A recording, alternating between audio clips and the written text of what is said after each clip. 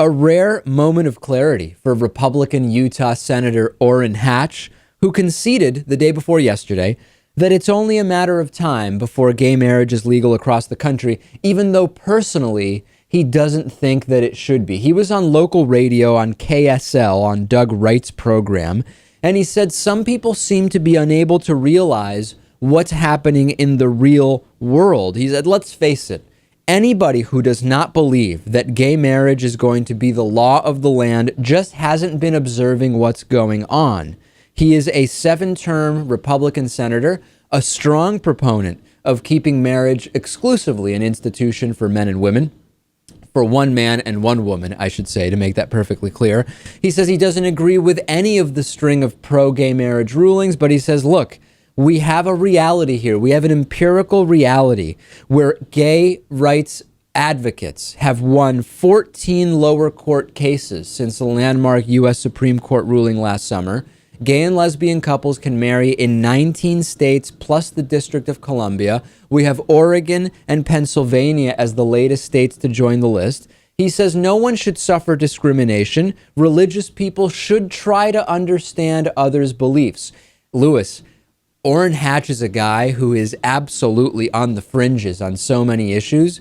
He's just talking sense. He said, listen, personally, I don't agree with this. And while we could have that argument with him, he says we shouldn't discriminate against others. We should see this from the perspective of LGBT rights, pro-equality individuals. And we can't ignore the empirical realities of the direction of this country. He's just saying the obvious.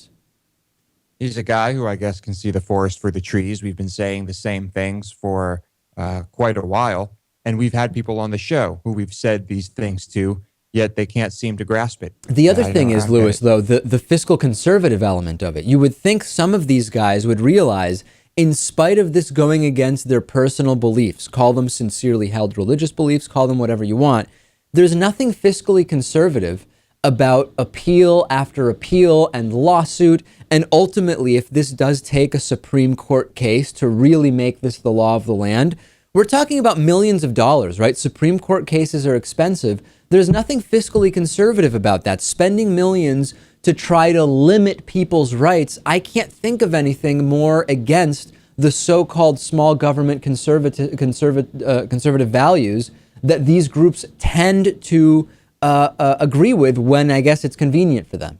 Right. Well, we can look at so many issues and look at spending and pretty much across the board, Republicans, conservatives, I should say, in government are spending a lot more money than they'd like their constituents to believe. This program is supported directly by you. Please go to davidpakman.com/membership to become a supporter today and get a whole bunch of great member benefits while doing it.